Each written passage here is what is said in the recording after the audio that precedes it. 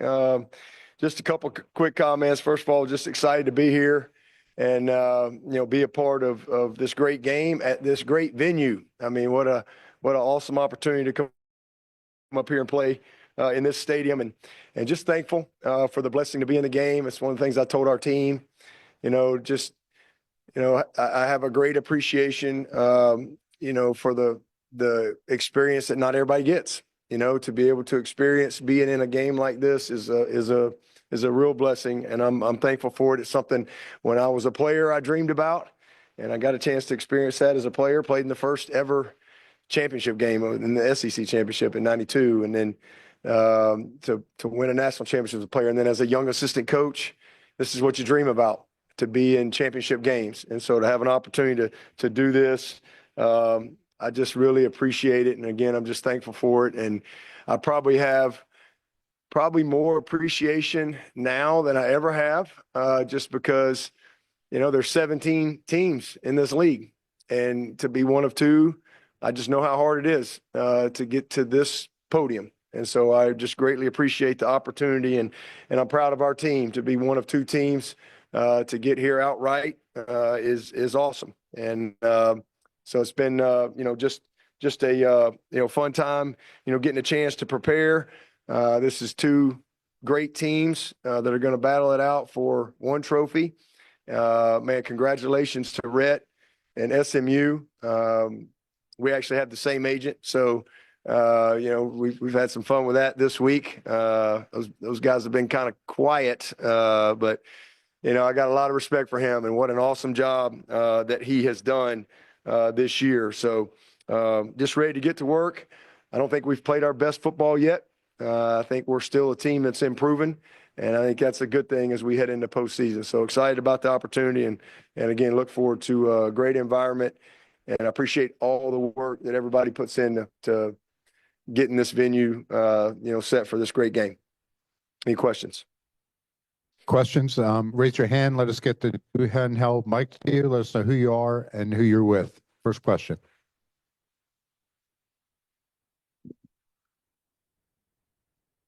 Oh.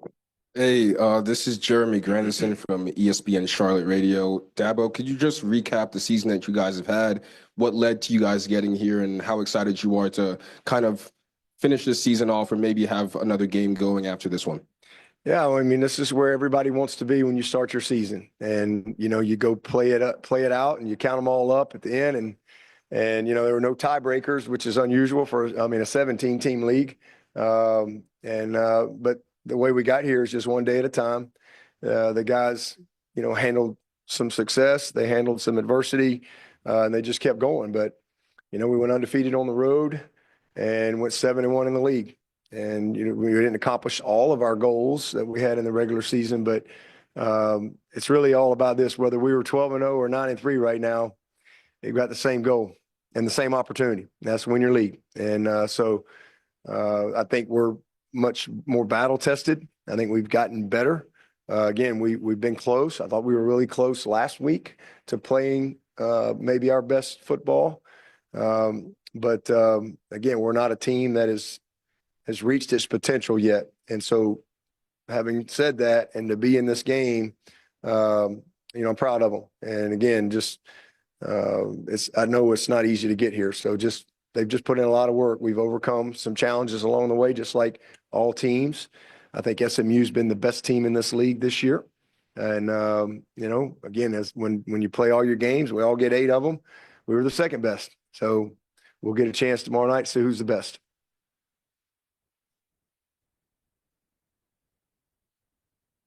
Hey, Dabo, David Hale with ESPN. I remember after the Georgia game, there was a lot of people sort of frustrated with the result, and you very pointedly said, I actually thought we should have come away confident from that, and that we matched up well with them, and we weren't out-talented. I'm wondering how you feel like this team today is different than that team after week one, and how that talent has shown up and grown and developed since then. Yeah, just more battle-tested, and again, that one we got for free.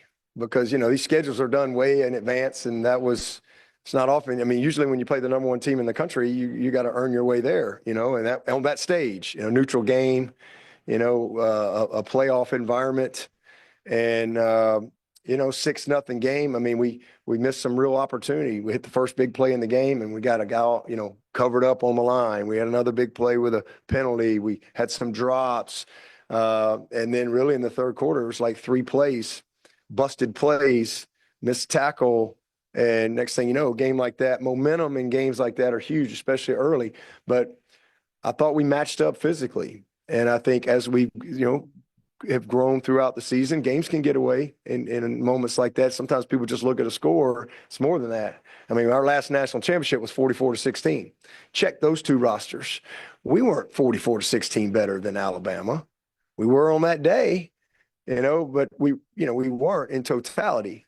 And, momentum, early momentum, and they just weren't able to turn it. And it's the same thing. Although I like how we finished that game, and I was encouraged physically how we matched up. But, we've played it out. And again, I thought we played last week a team that, might be the hottest team in the SEC. And we led the entire game till 1:08. We never trailed, led the whole game, and a 3rd and 15 away from getting a stop and winning, and then maybe just one play at the end from going to overtime or winning it. So I just think we've grown. They understand that games like that can be 2 or 3 plays, and so hopefully they'll take that into this game and play their best football in the postseason. But again, we just know more about our team. We've got young talent that's really developed since that first game. We have an offensive line that has really played well all year. And so, it's just been, we've overcome some things and found out a lot. Our quarterback has gone from that game to having one of the best years in Clemson history. So, I know he finished with a bad play, but man, he's made a lot of great plays, and he's gotten better and better and better. And so it's a lot to be excited about. Again, it's not luck that you got here. I mean, everybody gets the same amount of games, and when you got 17 teams, you got to earn it. And so we earned it to get here, and now we got to earn it tomorrow night, against a great team. Dabo, Nick Carboni from NBC here in Charlotte. What have you noticed about this particular group's response to losses this season, and how does that inform you as their coach heading into this game tomorrow night? Yeah, well, I mean, the opener was tough, but it's a long season ahead, and they know at that point. And again, we schedule games. I mean, we could have scheduled XYZ University, and everybody been having real happy on a bus ride back or whatever, and so I think they had good perspective in that game, and it still controlled all your goals. We had a bad day against a good Louisville team who finished 8-4 and probably 2 plays away from 10-2. So who went and beat handled Kentucky very well, and this is they're a good team. But we had a bad day, and now you got to go on the road back-to-back weeks, 2 Virginia Tech, 2 Pitt. So they responded. And they responded, as has the staff. I mean, you wish you could win every game and you go undefeated. Everybody wants to do that. I've had one undefeated team. How many? I think there's 1 in the country. So the teams that end up here are the teams that can respond, teams that can block out noise, because especially when you're at a place like Clemson and you lose a game, people can lose their minds. So you have to be able to stay focused on what you control and get back to work.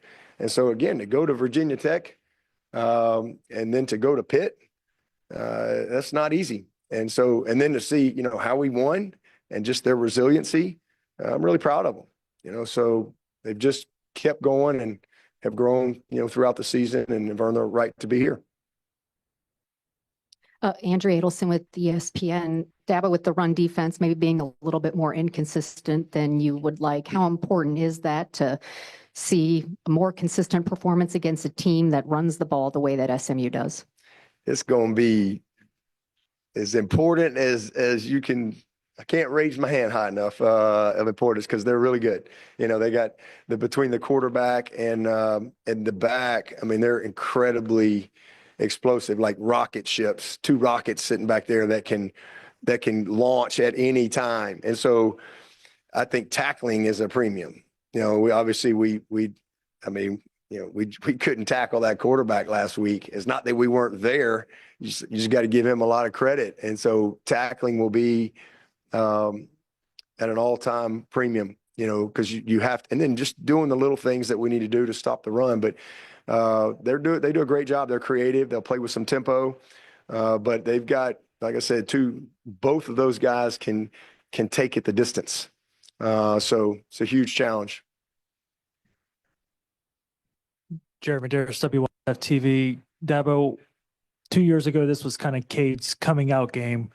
How has he grown since that game against North Carolina here in Charlotte 2 years ago? And what have you seen from him that gives him that extra confidence to pull out another ACC championship for you guys tomorrow night? Yeah, night and day, not anywhere near the same guy. He was just a young kid running around out there. He's, first of all, he's just physically totally transformed from when he was here at that time. And he's become a leader of the team. He was just trying to get the respect of the offensive guys. Now he's a leader, a clear-cut leader of this team. He's battle-tested. He's got a lot of experience under his belt. He's had some failure, which has made him better. He's faced some adversity. And at that time, he really hadn't faced any in his whole football life, really. And now he's just a smarter, more experienced guy, and he's coming off a great season. Still a lot of room for him to improve. Last year's a first-year starter. He got better the second half of the season, but just too many negative plays and trying to do too much and things like that. And he's just really taken a huge step forward this year in all areas.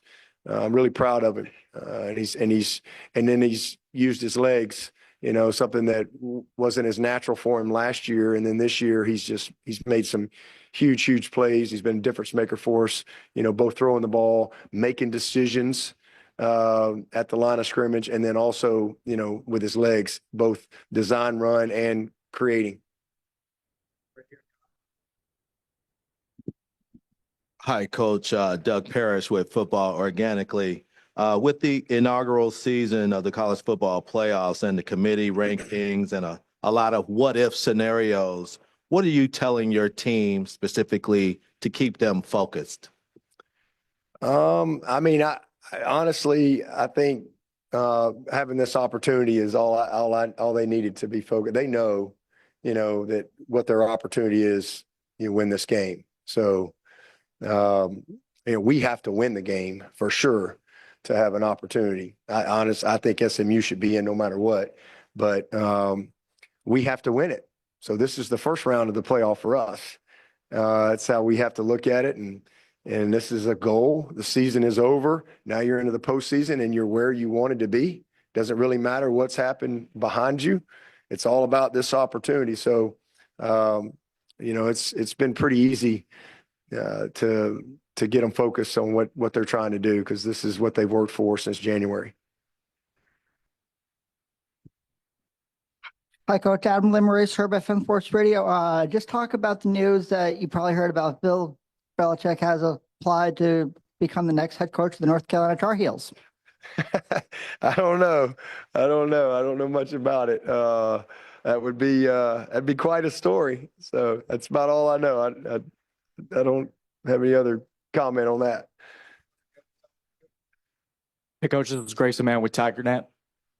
Oh, hey, Grayson. Hey, you're facing once again another potent pass rush with SMU. Just how important last week was it to get that starting five back and for them to get the reps against what was an NFL defensive line against South Carolina?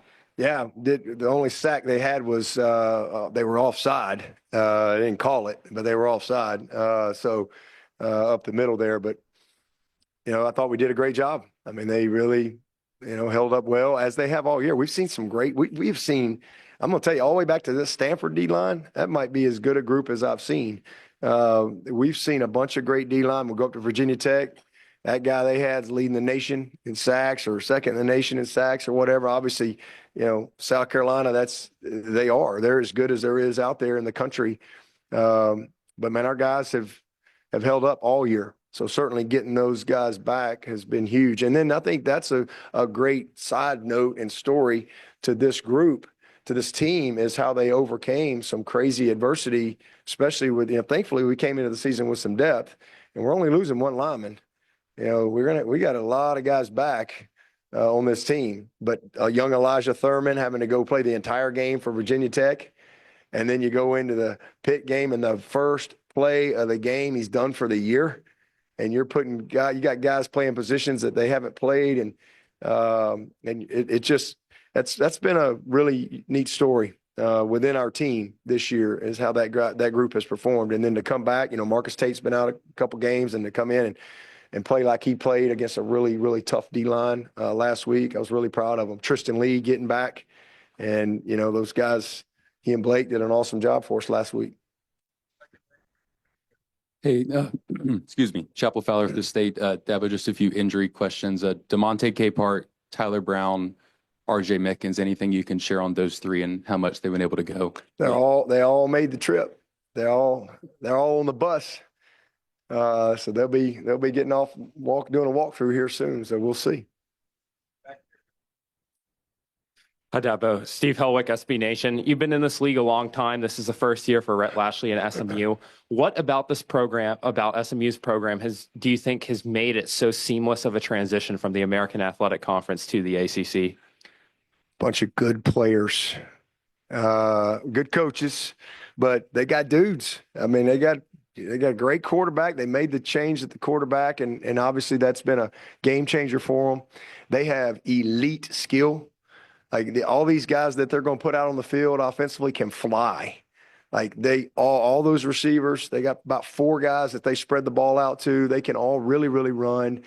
The quarterback's dynamic. He's the youngest guy they got, is the quarterback. The back is a rocket ship. We saw him at Miami last year. And then defensively, this might be the biggest D-line we've played. These guys are massive. They are huge, and they're all graduates, and we're talking last week. Well, just because you're graduates and seniors don't mean you can have a bunch of graduates and seniors and they stink. These guys are really talented players. So that's why. I mean, and then Rhett's done a heck of a job. Good coach. They got all the things that you need to be a good football team, and they got great support. I mean, SMU and the enthusiasm that I think they brought into this league. I'm sure it'll be a great crowd tomorrow night, and that they're incredibly excited about the opportunity. But the weird thing is, Chad Morris left here in 2014 to go, and I think he got them back to their first bowl game before he left and took another job. And now here at that program, you look at where they are.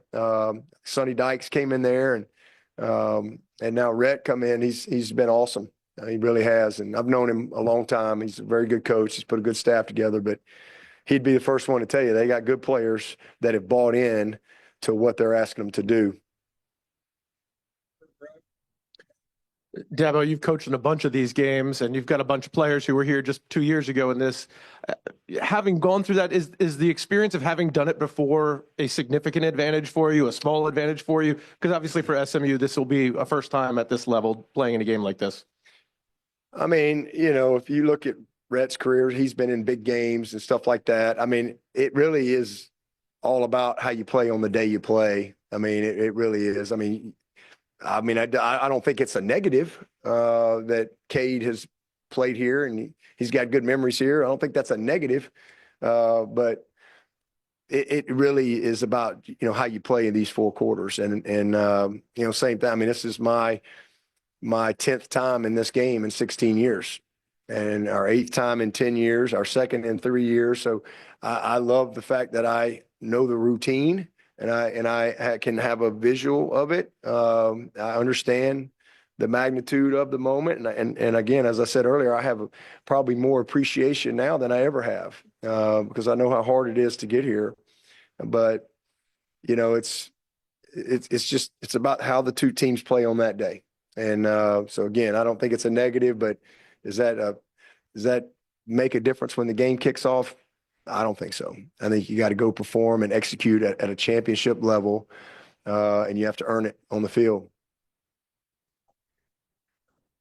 Hey, Dabo, Chris Seidel from Herbison Radio in Baltimore. How you doing? Hey, Chris. Talk about your game against Louisville. You lost that home game against Louisville. How did you get the team still focused on me possibly being here? And you had a very lucky Syracuse team that beat Miami last week. Are you going to give him a free meal? That's the question. Well, I mean, you just go to the next game. I mean, you go to the next game. That's just what we do. And, I mean, that's Sunday's still Sunday, Monday's still Monday, Tuesday's Tuesday. You just go to the next game as a competitor. I mean, I'd like to say again, you don't want to ever lose a game. And these are young people. We're not perfect as coaches. So you pick yourself up, you take ownership, you learn from it, you put your eyes forward and you get back to work and go win the next one. And that's what you do. That's how you get here. But man, I don't think anything was luck with Syracuse. I think they're a good football team, 9-3, and they earned it. I mean, that's why you play all the games. Everybody gets 8. And Miami, listen, they had a great year. They lost 2 games. They lost to a really good Georgia Tech team that went 8 overtimes in Athens, right? And then they lost to a 9-3 Syracuse team at Syracuse, and both games were like a touchdown or less. So they've had a great year. It's just hard. They just, lost one more than we did. And but I think they had a great year, and I think they were deserving to be in the playoff. I really do. Hey, Dabo, Darian Carter, Greenville News. Phil Maffa, excluding the Citadel game, has kind of struggled lately. What are ways you guys will try to get him going tomorrow against SMU? Yeah, he's just got to be healthy. Just been battling a little injury, and hopefully we can get him through that. Dabo, again, Jeremy Grandison, ESPN Radio. You've mentioned on several occasions just today being battle tested. How has that helped the identity of this team? And do you think the battle tested moments that you guys has allowed you to be in this space right now? Oh yeah, no doubt. No question. I mean, you grow together through the course of the season, and you do football life together. It's a lot of practice, a lot of meetings, a lot of hours. And, the team has really grown. This is a close group, and they've hung in there together. They've not made any excuses along the way, and they've always showed up and gone back to work. The leadership of this team has been, we don't have a ton of seniors, starter wise. We got RJ Mickens and Barrett Carter and Peyton Page. And then we got Maffa Brenny and Marcus Tate.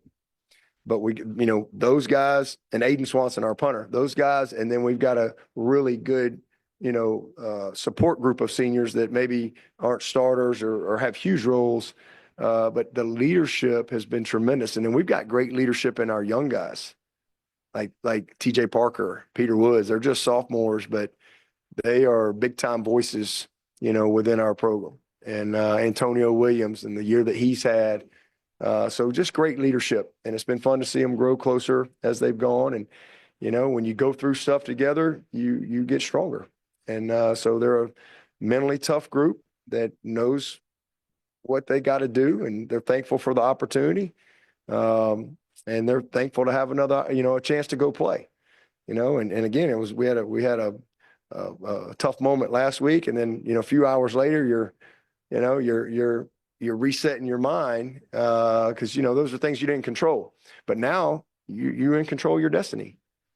We got 2 goals left: win the ACC and win the closer.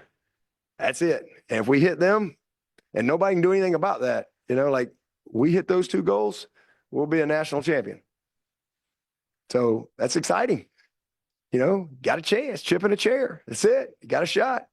And so here we are. And it starts with winning tomorrow night.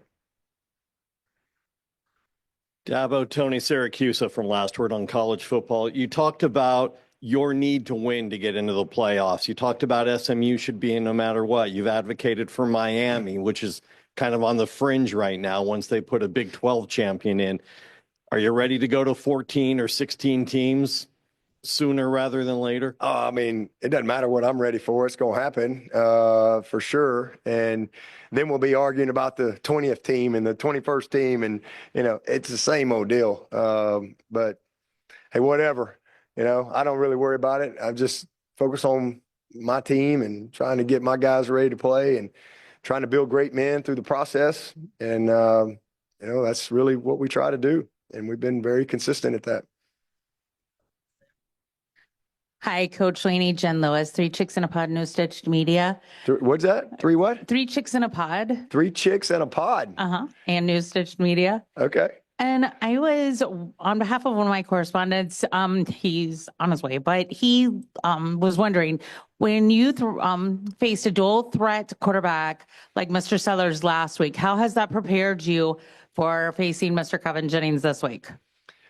Well, we've seen a bunch of them this year, actually. If you go back to, I mean, Beck runs better than people give him credit.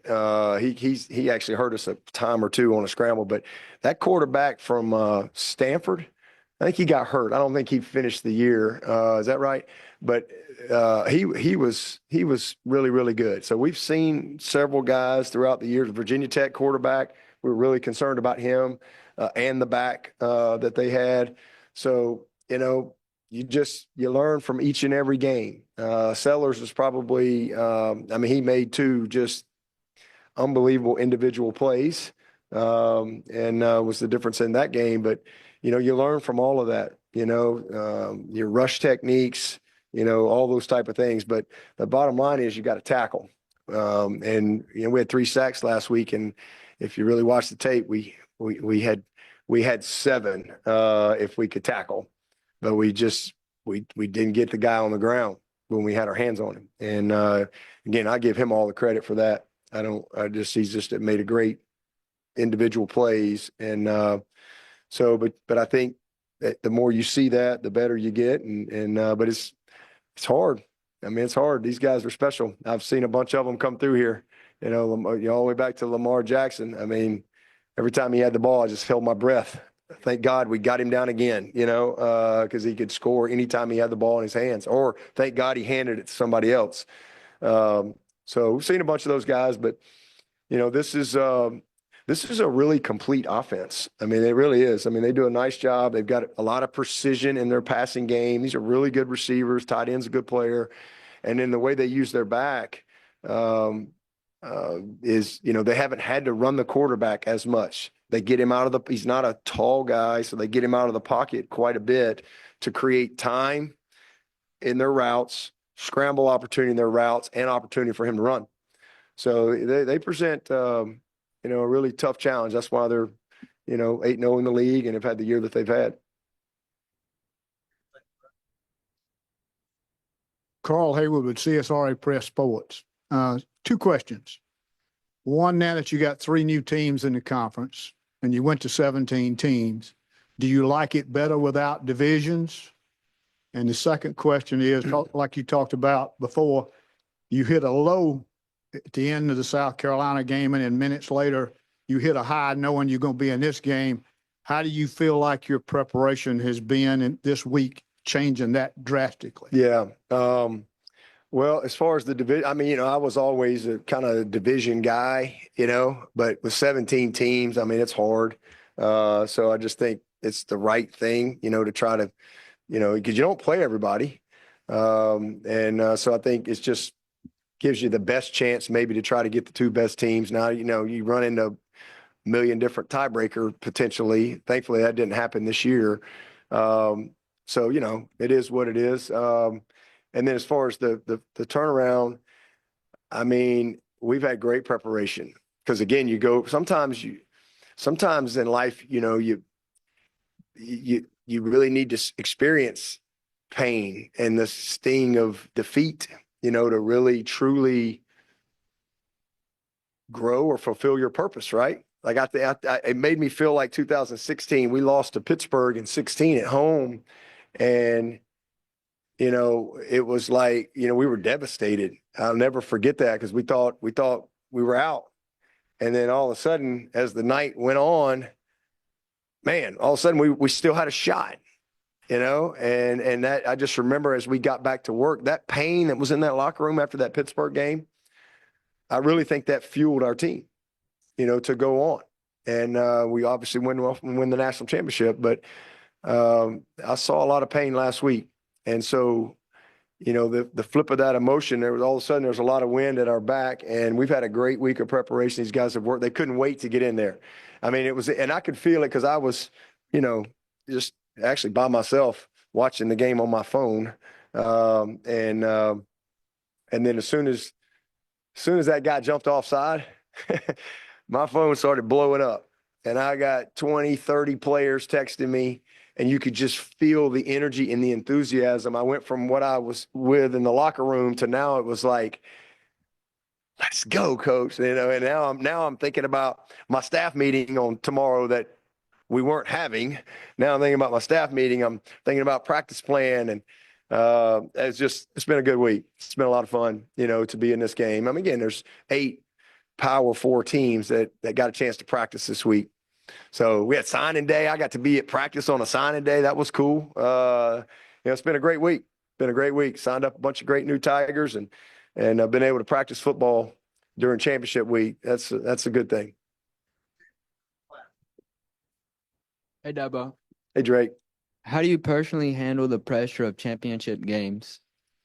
Oh man, I just stand on my faith. You know, I just know that God never says oops. God never says my bad. I live my life that way. I'm not defined by a scoreboard. You know, other people may define me by that, but I'm not. I'm defined by, you know, who I am, and my identity is in Christ.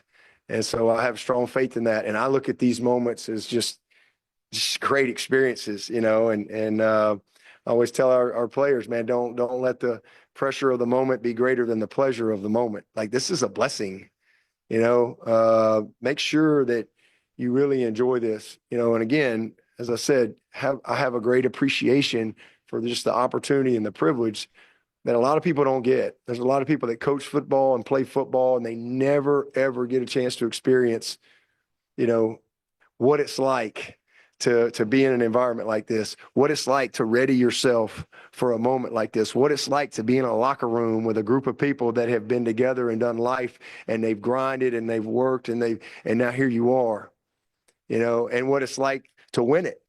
And I've lost the national championship too. I know what that's like, you know, but man, I would never give any of that up. You know, it's all good. And I just love having the opportunity to compete, you know, at the highest level. And I love having the opportunity to teach and to be able to use this platform, this game, because I think ultimately that's what I am. That's what we all are as teachers. And I got a bunch of great young people. So, you know, I just stand on my faith, you know, in everything that I do. And, you know, when I fail, when I succeed, I just try to keep my eyes on Jesus. And if you keep your eyes on Jesus, you know, you'll do what you need to do in the moment. And you're going to have some hard times. You're going to have some failures. And hopefully you're going to have some great times too. But I think when you keep your eyes on the Lord, it helps you keep perspective and helps you, you know, continue to keep on keeping on. Okay. Thank you, guys. Appreciate it.